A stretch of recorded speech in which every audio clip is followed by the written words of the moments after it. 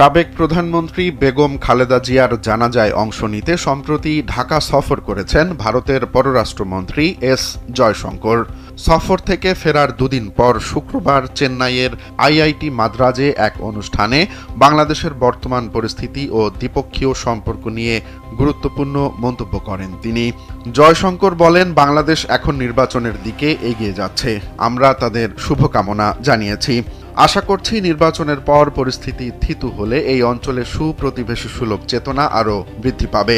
ঢাকা সফরে তিনি ভারতের প্রধানমন্ত্রী নরেন্দ্র মোদীর পক্ষ থেকে বিএনপির ভারপ্রাপ্ত চেয়ারম্যান তারেক রহমানের হাতে একটি শোক বার্তা পৌঁছে দেন। প্রতিবেশী দেশগুলোর সঙ্গে সম্পর্কের ক্ষেত্রে ভারতের অবস্থান পরিষ্কার করে এ শীর্ষ কূটনীতিক বলেন, ভারত তার প্রতিবেশীদের ভালো ও মন্দ এই দুই ভাগে দেখে। অধিকাংশ প্রতিবেশী মনে করে ভারতের প্রবৃদ্ধি তাদেরও উন্নত করবে।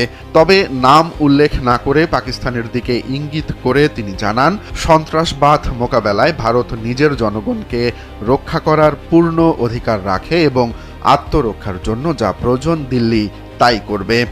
রাজনৈতিক বিশ্লেষকরা মনে করছেন, বাংলাদেশের অভ্যন্তরীণ রাজনৈতিক পরিবর্তন ও আসন্ন নির্বাচনের প্রেক্ষাপটে জয়শঙ্করের এই সফর এবং মন্তব্য অত্যন্ত তাৎপর্যপূর্ণ। ভারতের এই অবস্থান মূলত ঢাকার সঙ্গে স্থিতিশীল ও দীর্ঘমেয়াদী সম্পর্কের ইঙ্গিত দিচ্ছে।